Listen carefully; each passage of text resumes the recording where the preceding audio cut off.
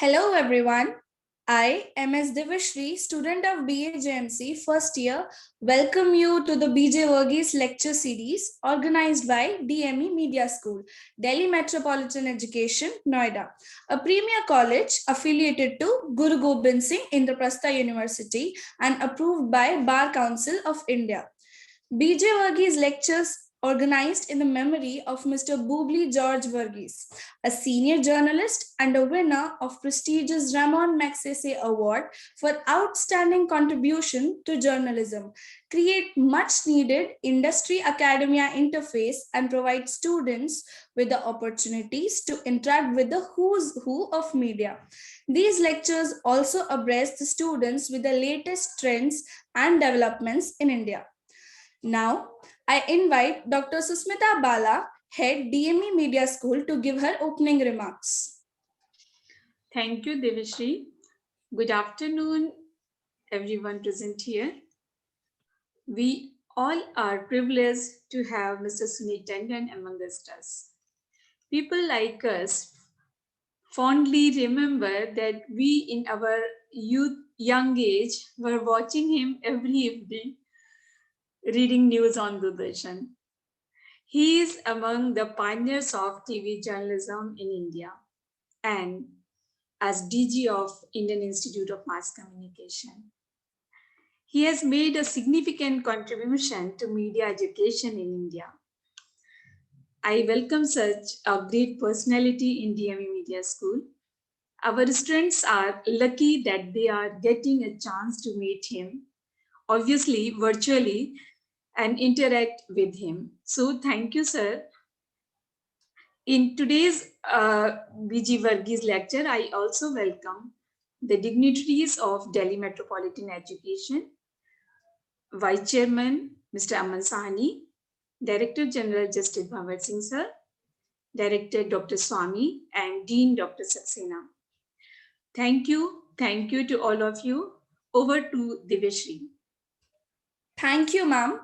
Now, I invite Mr. Aman Sahni, Vice Chairman, Delhi Metropolitan Education, Noida, to address the audience. Thank you. Hello, good afternoon to everyone. It is a pleasure to attend this lecture today, and I'm really looking forward to hearing from our esteemed guest today, Mr. Sunit Tandon, who's had a career, a very successful career, in which he's forayed into many different things. He is currently, I think, the president of the India Habitat Center. He is also the president of the Delhi Music Society, which is very interesting to me. He has forayed into acting in films, in theater. He has been the festival director of the Indian Film Festival, and he's been the GM of the National Film Development Corporation, CEO of Lok Sabha TV, Director General of the IIMC. So many different things. And we're all very excited to have you over here, sir. And we look forward to your views. And I believe that this is billed as the second BJ Varghese lecture of this year. But I think with your experience in the different areas over which you hold expertise, it is not just the second, it is probably the second, third, fourth, fifth, and so on in one lecture combined. So thank you for being here, and I look forward to learning from you. Thank you, sir. Now, I invite Dr. Amrish Saxena, Professor and Dean DME Media School, to brief us on the subject of today's lecture and set the tone for the session.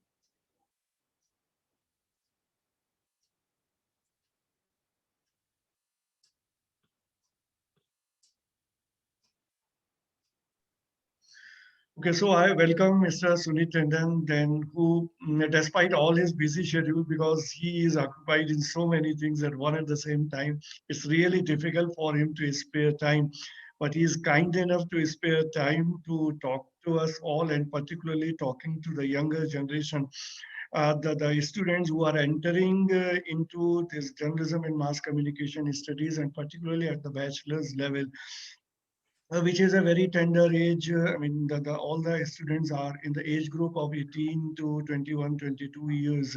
So obviously they have different kinds of things to watch, to learn, to go through, and they find it difficult to decide as to what is the present scenario as far as journalism is concerned and as far as the media education is concerned. Because since the time Mr. Tandon entered into the media sector in whichever way, whichever form he was there from 1780s to in 21st century, and now this third decade of this present century has started in 2021. Everything has almost changed, and particularly internet has changed everything. So the conventional things as far as journalism is concerned, and as far as communicator or the content generator and the receivers are concerned, those equations have changed. With the advent of internet, everybody is a content generator, and there is no control, particularly on the internet, despite all IT Act and all regulations be there, and despite all kind of regulations which the government is trying to enforce at different points of time. But still, there are a lot of things which are uncontrolled. We are facing the problem of fake news and all, and we all witnessed the way it all happened during the pandemic, because the whole of the 2020 was wasted in this pandemic, wherein the productivity was really low and all kind of misinformation was carried at different media platforms. So obviously in such a scenario, any student of 18 or 19 years, when he or she starts studying journalism and mass communication, so they are really a bit confused, and they are finding it difficult to understand what journalism is, what is I mean, what all is expected when they are undertaking this media education? How do they organize their learning? And also, there are so many questions which are there in the young minds. So we thought there can be no better person than Mr. Sunit Tandon, with such wide experience and varied experience. He will be able to quench the thirst of the students which is there. So students have already prepared so many questions which they eventually will be asking to you, sir. So I believe it will be a fruitful interaction, because we also believe that interactivity is the best thing for learning, and knowledge is all about sharing and exchange. So I believe this interactive session will definitely be a trendsetter, and will all benefit us, the faculty members, as well as the students. So thank you, sir. Over to you, Devashri. Thank you, sir. Thank you for giving us the valuable insights. Today, we have a well known media, theatre, and literary personality, and he needs no introduction. He is Mr. Sunit Tandon. So, let's take a glimpse into the life and career of Mr. Sunit Tandon.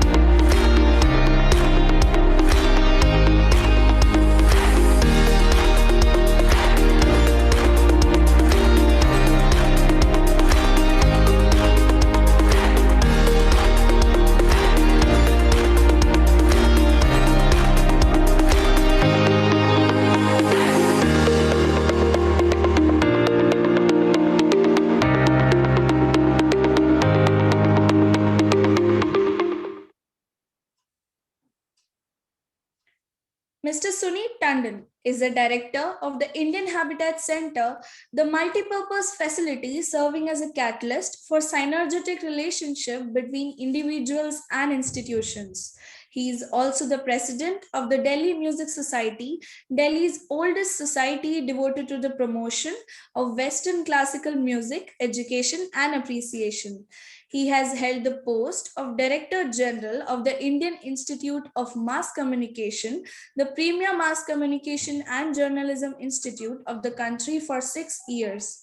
He has also held the post of Chief Executive Officer for Lok Sabha TV, a prominent public service broadcasting organization under the lower house of Indian Parliament. Mr. Sunit Tandon has discharged the vital responsibility of General Manager of National Film Development Corporation Limited, NFDC, for 4 years. NFDC is a public sector company owned by Government of India under the aegis of Ministry of Information and Broadcasting, handling film production and distribution. He has also been the Festival Director of International Film Festival of India. Mr. Sunit Tandon has been a TV news anchor on Doordarshan right from the early years of television in India. He has also been a radio broadcaster and music critic. He is also active as a theatre director and actor with approximately 150 productions to his credit. He is a director of Yatrik, the capital's oldest theatre group. Mr. Sunit Tandon is a film actor, director, and enthusiast. He has performed a major role in Dil Bechara, the last film of Sushant Singh Rajput. Sir is going to speak on media education and practice, perspective of a pioneer. The session will be followed by question and answers, and I also request the audience to post their questions in the chat box.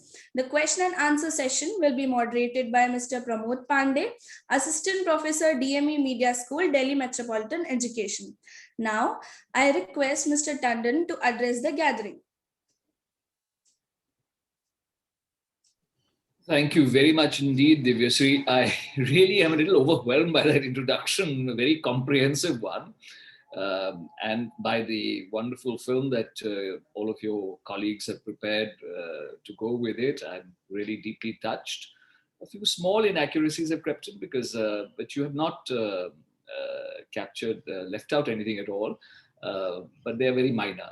But it was a wonderful film that you made, and I'm really a little overwhelmed by it and a little embarrassed also. When Professor Ambrish Saxena first asked me to give a lecture, I said, look, I do not give lectures. I have all my life been a media practitioner. I'm not really a lecturer. I'm not an academic. And my role in the IMC was there because I was a practitioner. So I said, I don't have the time to prepare for lectures and I cannot give a lecture. I can, however, speak extempore and I can interact and respond to questions. So he was very kind to agree to that. One of the main reasons I agreed to do this was, of course, because Professor Saxena, whom I've known earlier, asked me to do so, but also that I did know B.G. Verghese quite well. And not only him, his wife, both his sons. I have known the entire family for a very long time. And I was very, very fond of him and I respected him greatly and regarded him very highly as one of the finest journalists India has ever produced.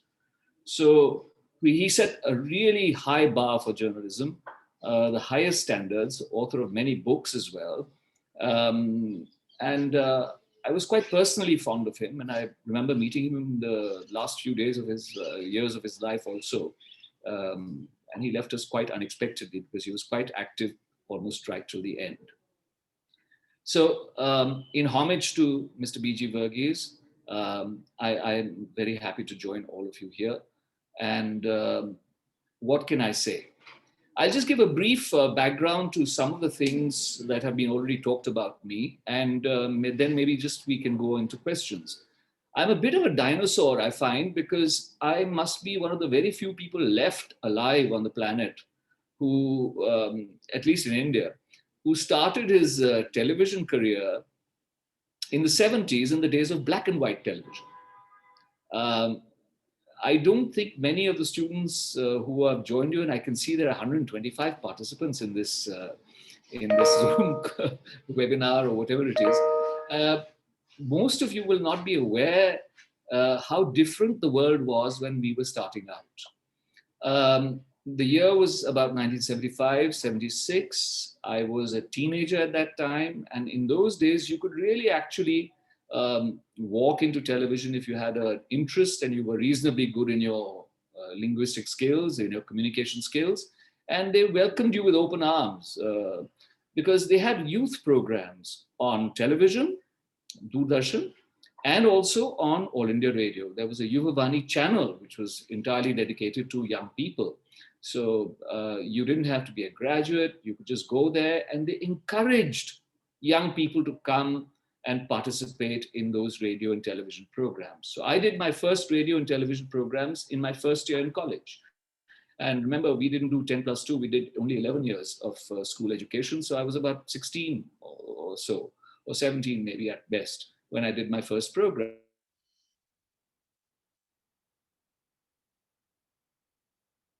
Remember that this was 75, 76, as I said, and color came to television, and the national network only happened in 1982. So my first few years on television were all black and white, and the technology was so different from what it is now and what it became. I saw it evolving myself before my eyes. We had these 2-inch BCN tapes, which was the only way you could record. And in fact, the first appearance I ever did on television happened to be live, because actually I'd said I'd never appeared on television, and there was this producer who wanted me to introduce a program of Western music, which I had organized in my college. She had come there and recorded the program on film, by the way. In those days, they used to do 16mm film. And then I said, well, please, could you record it? Because I've never spoken in front of a camera before in my life. She said, yes, we will record it. And she set up the appointment 2 or 3 times. And each time she called at the last minute to say, I'm sorry, the studios got busy, it's cancelled, we can't do it today.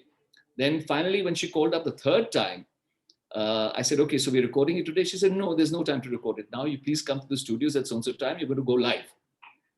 So I was actually thrust in front of the cameras live without ever having faced a camera, without ever having gone through any media education or anything like that.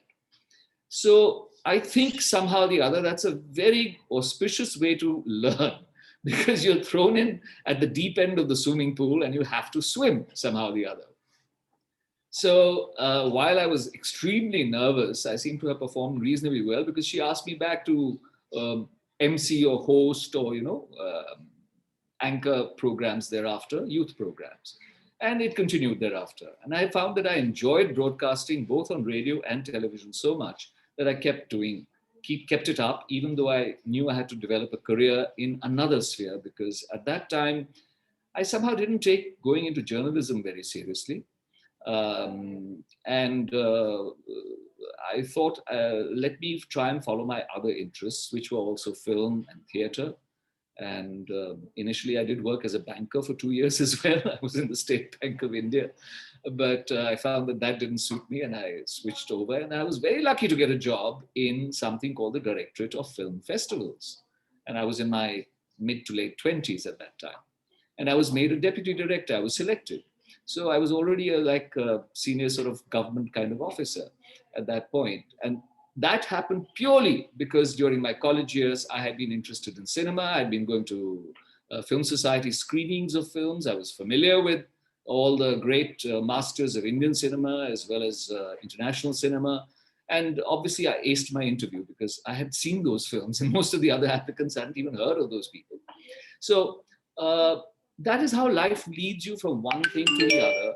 And my interest in media enabled me to actually work with every branch of media. And when looking back, I think I've been extraordinarily lucky, because I worked with television and radio right from the beginning. I worked on cinema as a film festival organizer, and later as a producer also because of NFDC.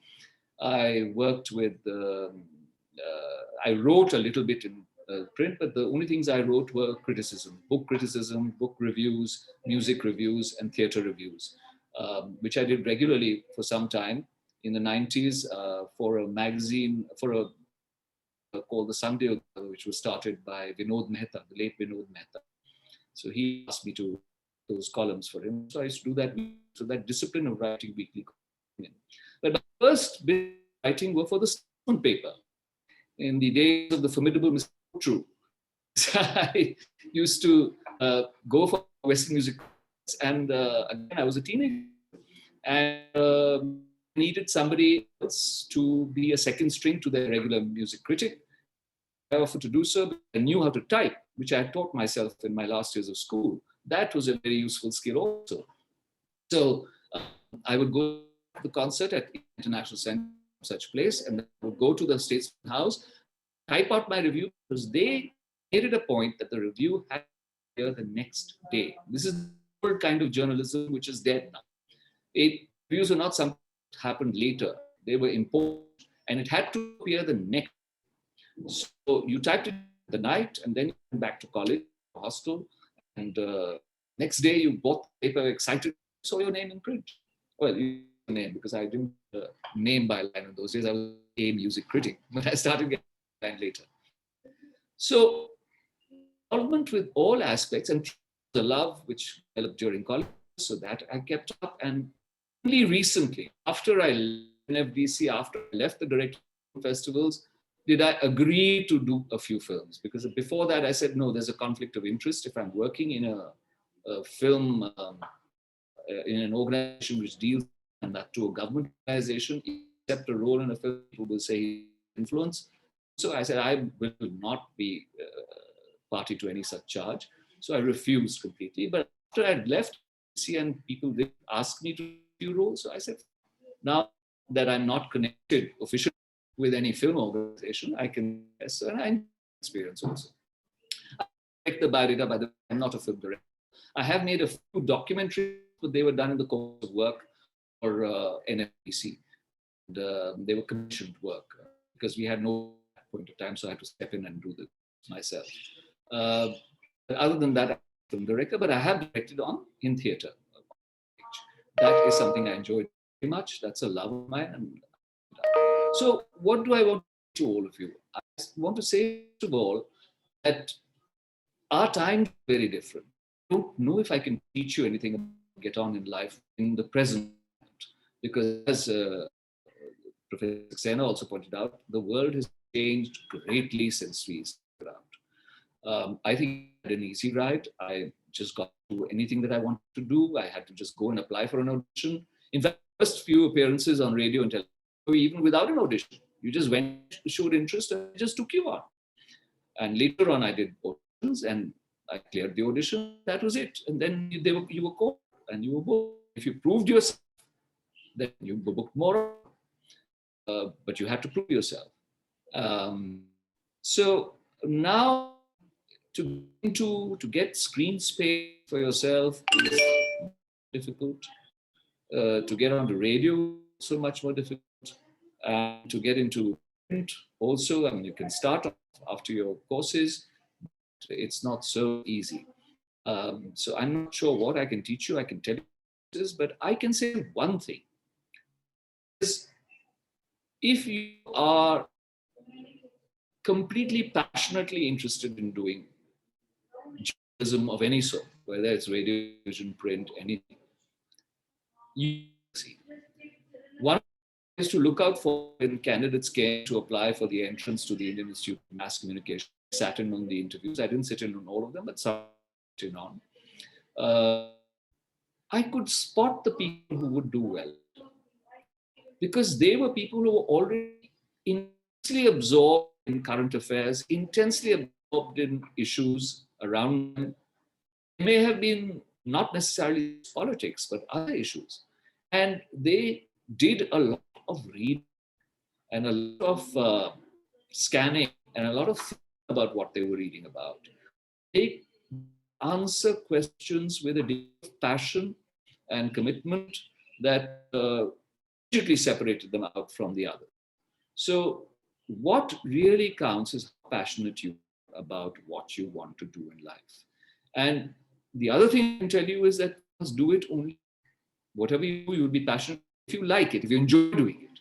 So you have to follow where your interests lie, what you like to do.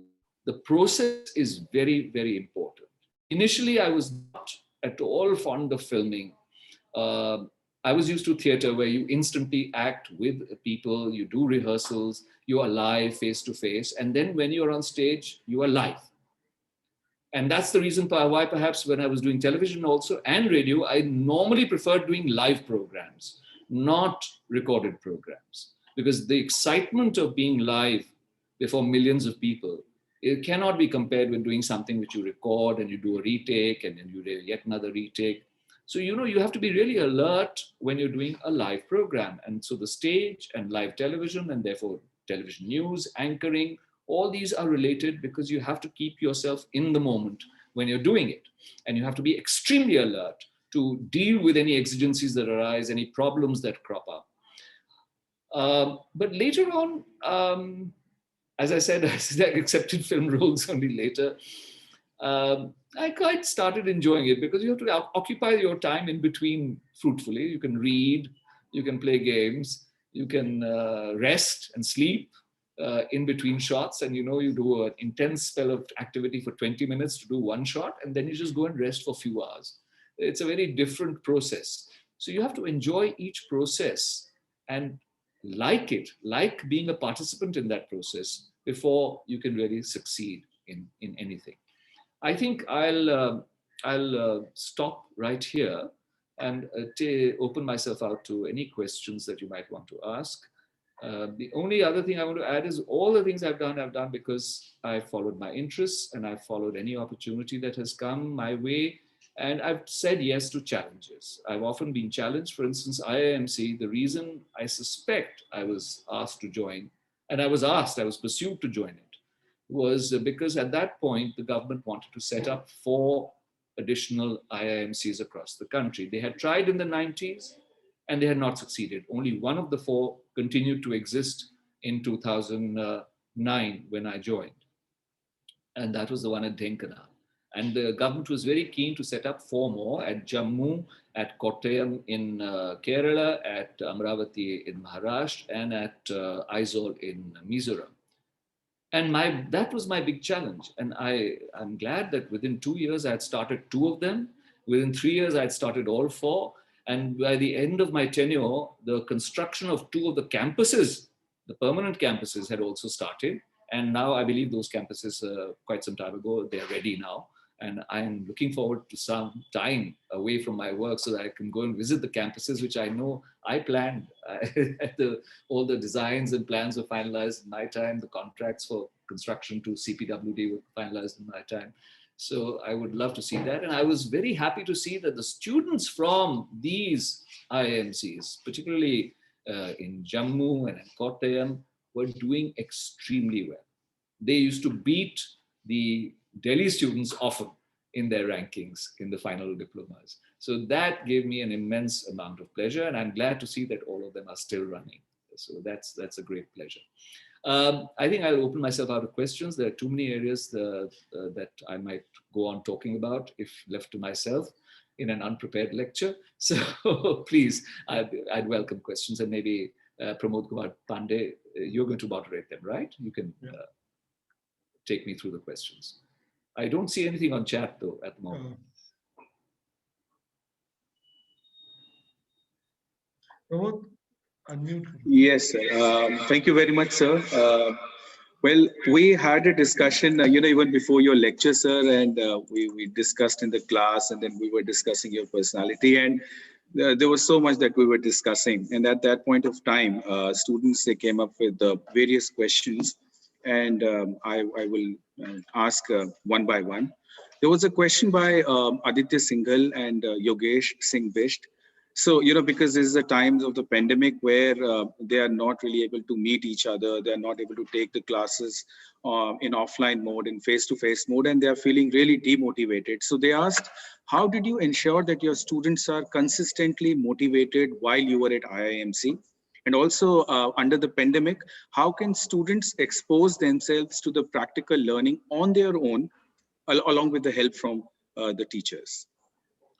Oh, that's an excellent question. How did I, as when you're the DG, there's very little you can do to engage students because that job is left with the people who actually interface with the students, and that is the faculty.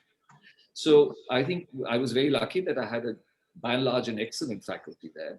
And I had a lot of guest faculty coming in. That was the other thing. That was something I could engineer, which was to try and get good guest faculty. In fact, I had to do that for the 4 new IMCs also, because we had only 2 junior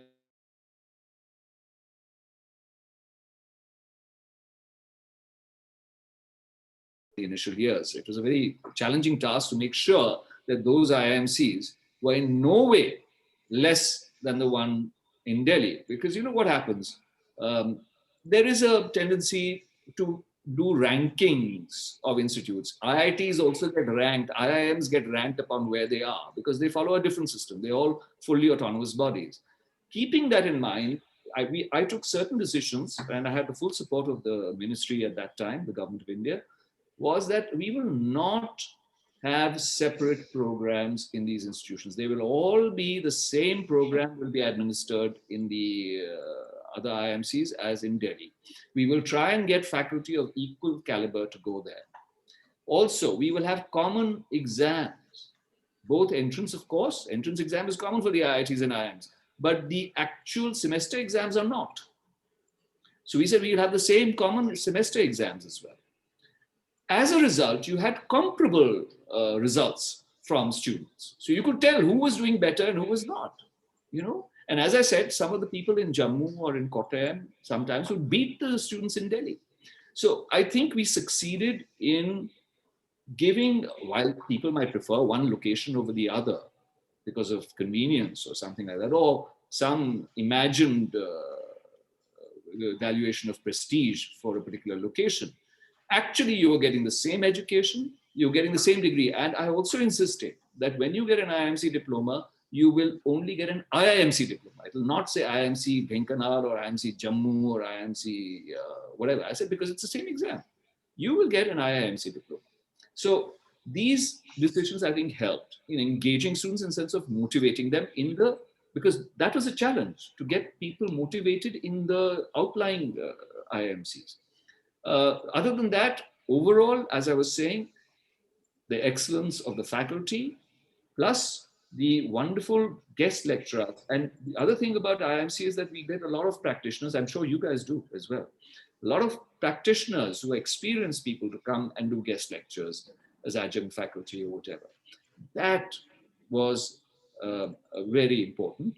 As also the occasional, or the activities, you know, the various festivals that I held, which we encouraged for the students to organize themselves, the other lectures, the one-off lecture series, eminent people coming and delivering program. So all these things, I think, keeping the campus active is something that is very, very important in engaging students. There must be a lot of activities, not just studies, but other activities as well to keep students engaged. One last thing I would say, and that was an unfulfilled dream, and that was that I wanted to make IIMC into a fully residential institution, as the best institutions are. We had a very dearth of hostel space because it had expanded very suddenly when the OBC reservations were made mandatory. We had expanded by over 51% of our student strength. The hostel space was limited. We had to decide to give hostels only to girls and not to the boys. I had actually got plans and funds for constructing hostels enough to give to everyone. But the permissions and the processes for getting building permissions and so on from the various departments, that delayed the whole process. The IIMs outside Delhi are all fully residential. It's only Delhi which was not. And I think the residential campus contributes to the overall development of the students because they're interacting with each other 24/7. They're interacting with faculty also outside class. These interactions are absolutely vital, I think, in engaging students if you want to be an institution of excellence. So while it's not always possible, of course, one can understand that, but a fully residential model is why IITs and IIMs also succeed. Just think about it.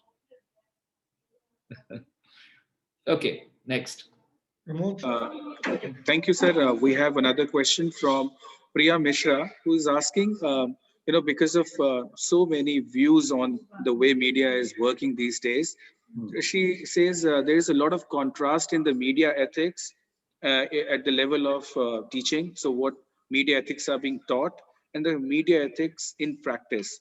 So how we as students can digest it and what we can do at our level to ensure that we stick to them, and at the same time we manage with them and also excel in our professional careers? I think this is the most difficult question that you've asked. It is the greatest challenge before journalism today, not only in India, across the world. It is the greatest challenge. And what has brought this challenge about? As I say, I mean, up to the 70s, 80s even, it was not that difficult to practice media ethics, the classical media ethics that I think are still taught in institutions. Fairness, objectivity, balance, representing all points of views, not separating editorial from reportage, all that kind of thing. What has happened is there were two things. The first thing that happened with liberalization, corporatization increased, and therefore suddenly the newspapers which were earlier being run, which had been founded even in India, out of very altruistic motives by many industrialists, as their contribution to the freedom movement, perhaps, to giving a voice, an Indian voice, some space in print media. And they had concentrated on making money in other areas, and the newspapers were serving a social objective. So that is how newspapers were treated initially in India, in the early years of independence and so on. But with corporatization of the media, suddenly there was a drive to earn money from even newspapers initially. Later on, as TV became commercialized also, from television as well. So this certainly compromised the ethics in the first instance. This was the first onslaught against media ethics.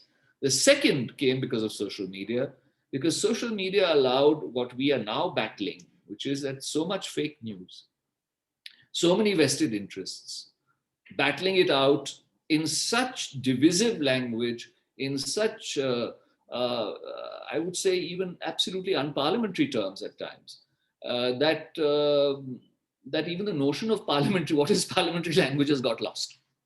We used to grow up talking about parliamentary language, usage of parliamentary language in media, which means that you use a reasonable language in which you do not abuse people. You say what you have to, you criticize as much as you want to, but you do it in the garb of good language. Nothing that can be taken exception to as abuse or anything like that.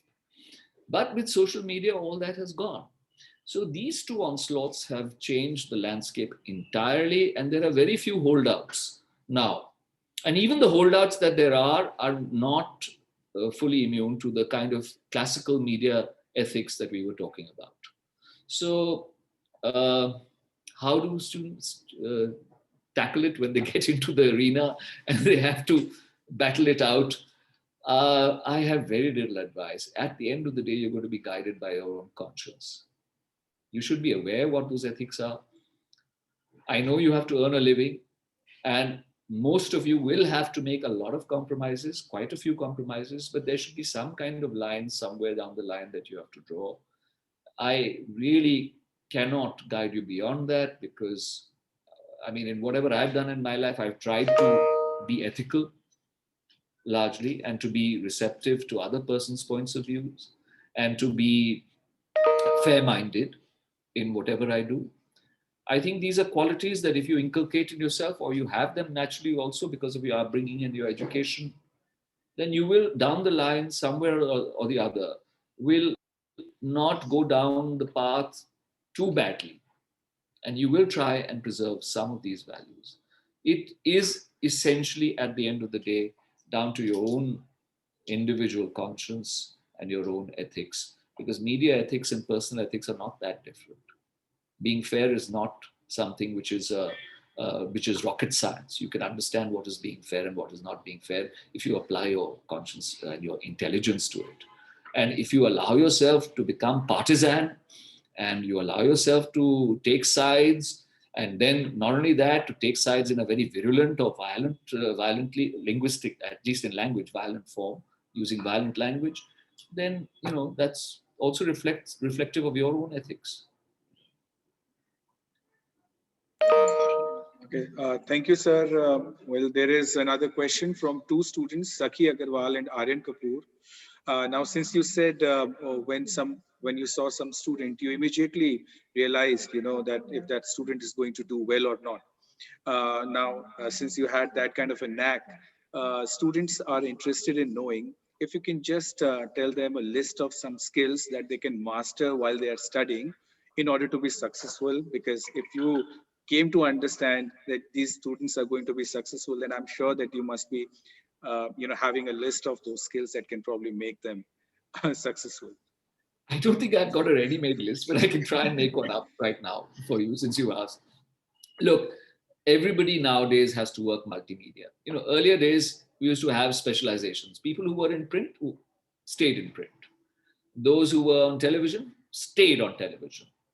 Later on, you had social media where everything started converging. Now, with convergence, what has happened is that every journalist has to have a multiplicity of skills. It's not enough to excel in one area. You do have to be able to present your views in front of a camera in a plausible manner. You have to be able to write well. You have to be able to do social media and networking, and you have to be able to do all your contacts and so on and so forth. And you have to do your reading. You have to be up to date with what is happening. So the main difference, as I said, since you started the question by saying that I couldn't spot all the time. I could spot some people who had potential, yes. But potential often also goes astray, because sometimes the people who are very passionate also develop a certain kink in their thinking, and that unbalances them at times also. So you have to be very careful. Talent is something that must be nurtured, and you must keep cautioning yourself all the time not to get overbalanced one way or the other, because sometimes when you're very passionate about something, you can also go off kilter, off balance. So but basically, if you have a passion for the news, if you have a passion for knowing what is going on, and a passion for finding out the other side as well, not just one side of a story. You're presented with some narrative and you want to find out, is this really so? Is there another explanation? Is there another point of view? That, I think, is very essential in journalism. And otherwise, you're a propagandist. If you're interested only in pushing one side of an argument or a story, you're a propagandist. You're not a journalist, at least not in our definition of journalism as we understood it. You might be writing, you might be talking, you might be a talking head on television, you might be doing anything, but you are then a propagandist. You're not a journalist. So these are a few things. You have to know your language very well, whichever language you wish to communicate in. If you know 2 or 3 languages very well and communicate in all 2 or 3 or 4, that's even better, because that expands your scope. If you are also very well aware of what is the developments happening in the field of your interest, up to date in your knowledge, are able to incisively analyze the situation, to allow for there being different narratives and try to understand different points of view, and then try and present them in a way that people will understand what is actually going on, something behind the obvious story, because the obvious story gets flashed to you, at the rate of 20 a minute nowadays. So that is not journalism. That's just reportage or, bold reporting. A journalist should be able to go behind that as well and analyze it and present it in a way that the general public can understand what the forces at play are. These are some of the skills, I think. And if you want to be in television, live television, then there is another set of skills, because there you have to be extremely alert of mind. You have to be very glib of tongue. You have to be able to formulate your thoughts very clearly while you're speaking. You have to be able to handle any situation that comes up as it comes up. And therefore, that means that you have to be completely alert at all times and very, very proactive. So these are some of the skills I can mention to you, but I'm sure a lot of the people who are part of this discussion can add many more to this. Thank you, sir. Then there is a question by Gopal. Is a first-year student, and he's asking, because even teachers are human beings, and at the end, they are also influenced by so many things around. So there are times when we suggest them what to watch, what to read, what not to read, and what not to watch. So in that case, the student is asking, should students be told which media they should access and which to not access, or should they be asked to explore on their own, reach a conclusion regarding what to watch and read and what not to watch and read? I would, I think, immediately opt for the second approach, personally, because you must be aware of what is out there. Ignoring any aspect of life or media or, the kind of stories that are out there, or any medium out there, I don't think is helpful. What you need to develop is your own judgment and your own thinking, your own analytical abilities. And therefore, I would say that the second approach is much better. You must see what is out there, but you must also try and analyze and come to your own perspective of what you're watching. Because if you just absorb everything that is thrown at you and take it all at face value, I don't think you can be a good journalist. You have to always want to know what's behind the story. That is the mark of a journalist. So you must be able to analyze and see what the different media are that are being thrown at you, the different streams, the different points of view, the different biases.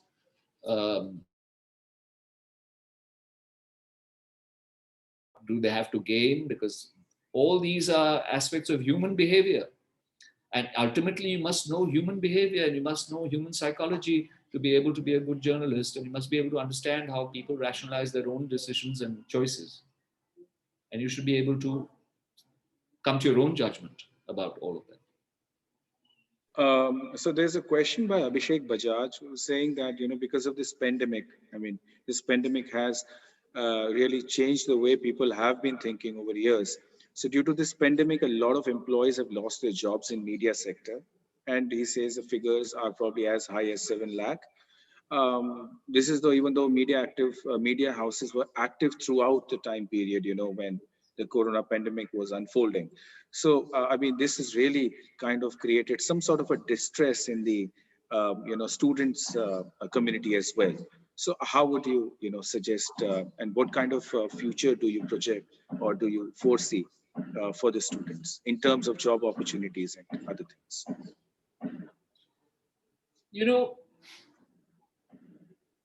About the time that I was heading Lok Sabha television, we had a major shakedown, the first major shakedown. Up to 2008, I would say roughly, it was boom time in the media industry.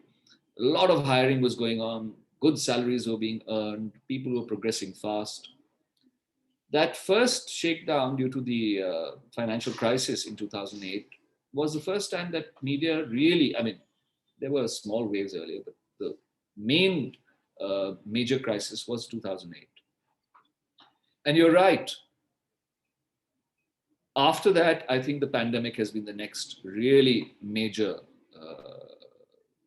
I am a little bemused by this particular shakedown. Because as you say, media industry has been active throughout. Media was always exempted from the lockdown, if you recall. Media was allowed to operate throughout the lockdown. There was no restriction on media and the movement of media persons. I fail to see this. I can only rationalize it. I must admit, I haven't deeply thought about why there's been such a shakedown now. But I presume it's because people who are looking at the bottom line financially have suddenly seen this as an opportunity to try and rationalize their workforces more. Also, I think because of the growing convergence, there are people are realizing that you can extract the work of 3 people out of 1 person, increasingly so. So they'll do the online, they'll do the video, they'll do the write-up, everything will be done by the same journalist. Now, once you start doing that, as with any field, once you start combining roles in one, collapsing them into single individuals, naturally there's going to be a shakedown. Naturally, there'll be fewer opportunities. The other thing is because of the economic slowdown, the general economic, you must realize that whenever the economy slows down, there will be loss of jobs, and media is no exception to the rule. The economic slowdown that we witnessed in the last few years has certainly also majorly influenced the media. When there are fewer advertisers with fewer advertising rupees to spend, there will be fewer jobs in media, because media has now become almost entirely dependent on advertising revenue, which it was not so much. Subscriptions played an important role till, as I said, till the early years of the 21st century. But beyond that, now it's almost entirely advertising. Subscriptions play a very, very minimal. I think another major reason. If there's an economic slowdown, there will be a shakedown in media as well. Thank you very much, sir. There is a question by a student called Ayush Rana, who is saying that since you were practicing media before coming into IIMC and coming into the field of academia, so was it easy for you? So if there is anyone else who would want to probably shift from media practice to academics, would that be easy? And what are the things that that person should be prepared for? Or if it is the case vice versa, if there is somebody in academics who would want to probably move into the field, so in that case, what are the things to be kept in mind? Peculiarly, I don't know, I'm just feeling my way around this question. I haven't really thought about it earlier, but just off the top of my head, I think it's probably easier for a media person to become an academic with sufficient motivation than for an academic who's ingrained in the academic to become a practitioner. Because most people who follow this trend, and there have been many who follow this trend of become practitioner first and then academic later, want to slow down. They want to slow down, they want to sit back, they want to reflect, think, communicate their ideas.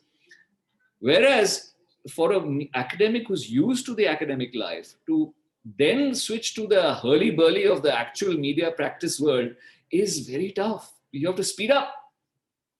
So simple human dynamics militate against one form of movement. I'm not saying it's impossible. Of course it's possible. And I'm sure it's happened also. But I can see more, I can think of more examples of people who moved from practice to academics rather than from academics to practice. So maybe that's one reason. I did not become an academic. I became a media administrator, frankly. I had done administrative jobs. In fact, I almost always refused to take any lectures while I was DG IIMC, unlike earlier predecessors who were academics, and they took the administration side. For them was perhaps new and they had to deal with it, but they were natural born lecturers. They had years of practice, so they used to take lectures. The only thing I would do was I would offer to take practical coaching classes for television and radio. That is the only thing I said, because that's my field. So if you want, these practical classes, coaching classes for radio, camera presence, studio, techniques, how do you speak, how do you not speak, how do you present yourself, all that, those classes I did take. But other than that, I did not take. My main job was administrative, so which I had experience of, and I learned a lot also. And every new job teaches you something, because from administering film production or film festivals to administering a media institute, or before that, I was administering a television channel. I was head of it.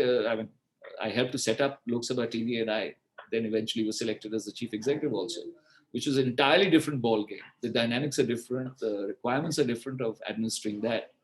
Then IIMC, where you have to deal with, hostels, courses, curriculum, updating curriculum, recruitment of faculty, setting up new institutions, ensuring that everything runs smoothly, that students have what they need, expanding the buildings, building the infrastructure, providing them with the right tools, making sure that the faculty are also taken care of to the extent possible, those kind of things are very different. So I was not really, I would hesitate to call myself an academic, although I believe I'm entitled to call myself a professor, since I've headed, I know my successors have called themselves, and predecessors were, some of them were actual academics and they were doctors. But once you've headed an institution which you've had professors reporting to you, I presume you can call yourself a professor, but I've never called myself a professor. Because I believe that that would be inappropriate. I'm not an academic. I should not give the mistaken impression that I'm an academic. I'm a practitioner. Okay, so last question. I mean, most of the questions they were from students. So there's a question from the perspective of the teachers that because of this changing scenario, because the corona and the pandemic, it has really unfolded things the way it was never expected.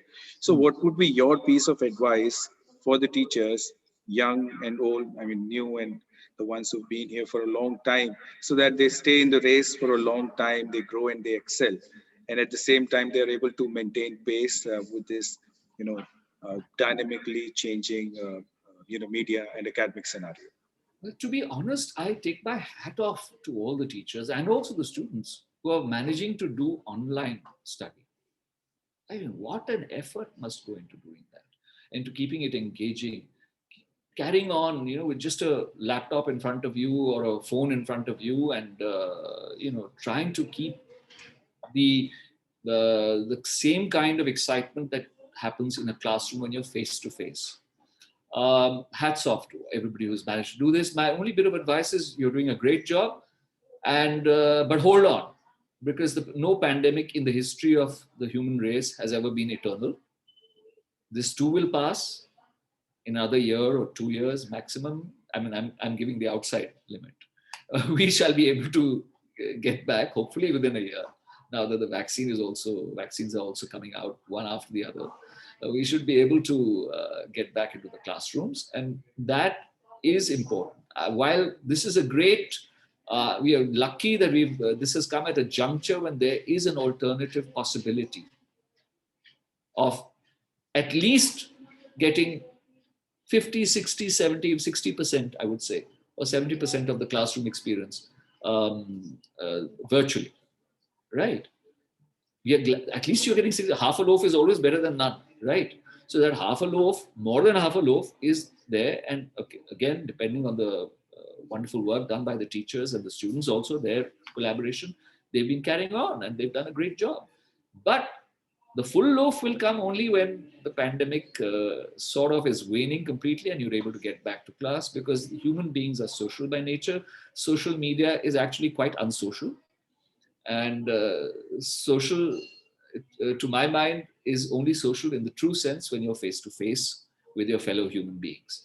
Social media, with the intervention of media in between, means that there is a certain amount of refraction and there is a certain amount of distortion that creeps in. So any medium will refract or distort if you've studied your physics. So, and that is precisely what happens in social media as well. So the best interaction is always face-to-face interaction, and it will come about fairly, I hope, latest by next year, I hope. Thank you very much, sir, for taking each question and answering each question so comprehensively. I think, it is, like you said, you really did not take lectures. They would like to take lectures, but it was more than a lecture for us. There have been so many takeaways from this specific session and the question answer session specifically. Thank you very much, sir. I would now request Divyashree, MS Divyashree, to take forward this entire. Thank you very much. Thank you, sir. Thank you so much for such an interactive session, and I hope the students had a lot to learn from this session. Now I request Dr. Ravikant Swami, Director, Delhi Metropolitan Education, to say a few words.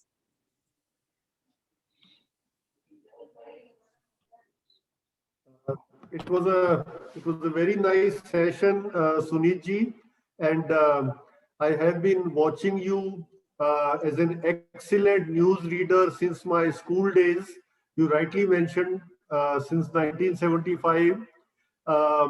And today also I could not get an opportunity to have a personal meeting with you. Nonetheless, it was a great session. Our students have benefited a lot from this session, and so have we. I invite you further to our college, which is in Noida. I believe it's quite close to you, and I'm sure we'll be meeting you in person soon. Thank you, sir. Thank you very much, Mr. Swami. Thank you. Thank you, sir. Now I invite Honorable Justice Bhavar Singh Ji, Director General, Delhi Metropolitan Education, to say a few words.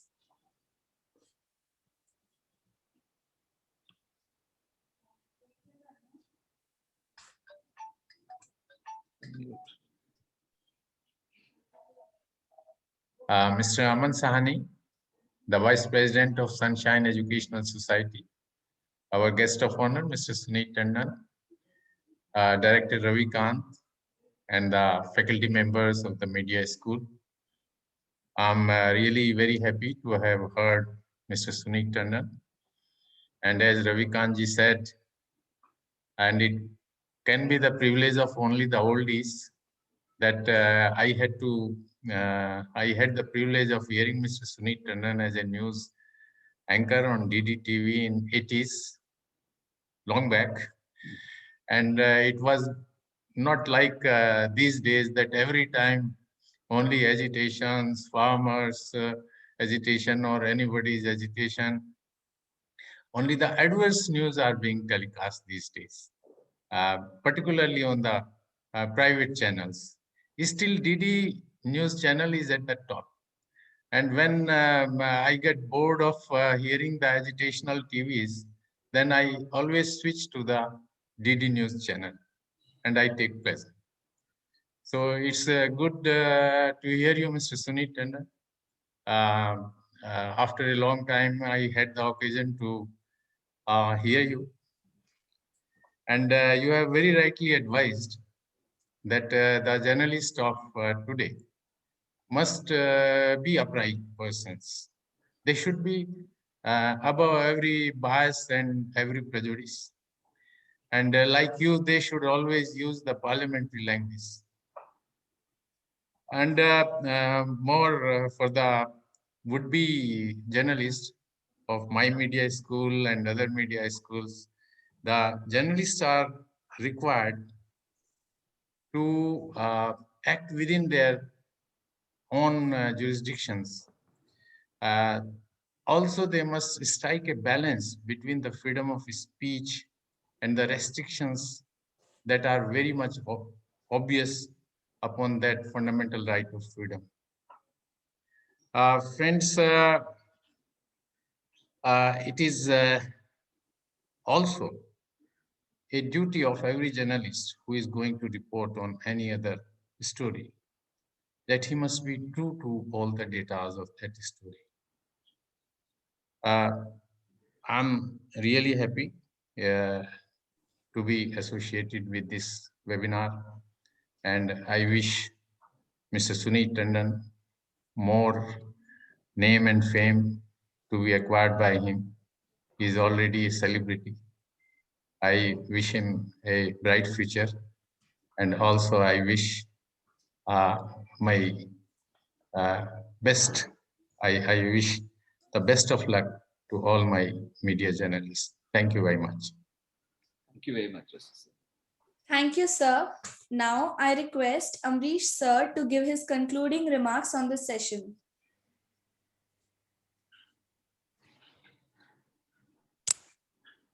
I think there's no need of concluding remarks because we had gathered here to listen to Mr. Suneet Tandon, and that was a pleasure to us all. And it was really a very fruitful exchange, I would say, because the questions were coming free flowing, and the same way Mr. Tandon was trying to answer that. And I believe so that's the success of the session. So I thank Mr. Suneet Tandon to be with us for his gracious presence. And I think it is going to be really a very beneficial thing for all our students. Thank you all. Thank you very much. Thank you. Thank you, sir. Now it is time to give the thanks note. Hence, I invite Meghna Bakshi of BAJMC first year to thank the guest and the audience. Good afternoon, everyone. I, Meghna Bakshi of BAJMC first year, offer my heartfelt thanks to our chief guest, Mr. Suneet Tandon, who took out precious time from his busy schedule to address our students. Thank you, sir, for giving us such an insightful session. I also wish to thank Anmol sir, Sumantra sir, Ritvik sir, and Sachin sir for their all-time and anytime background technical support. Without them, no event is possible. However, no amount of thanks or for that matter, gratitude can be said without mentioning Dr. Amrish Saxena, Dean DME Media School, and Dr. Sasmita Bala, Head DME Media School, who have always been a guiding force behind all the events and activities of DME Media School. Thank you, sir and ma'am. I also take this opportunity to thank Dr. Ravikant Swami, Director DME, Honorable Justice Bhavar Singh, Director General, and our Vice Chairman Aman Sahani for their constant encouragement and support. Thank you to everyone. Thank you, Meghna. Now I would like to bring an end to this lovely afternoon. Thank you, everyone. Have a nice day ahead. Thank you. Thank you.